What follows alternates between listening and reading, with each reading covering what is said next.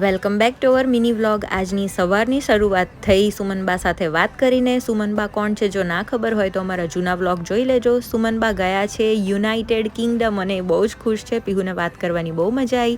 પછી અમે લોકો ગયા ગ્રોસરી શોપિંગ માટે દેશી બાસ્કેટ। જો એનો વ્લોગ જોવો હોય તો જોઈ લેજો।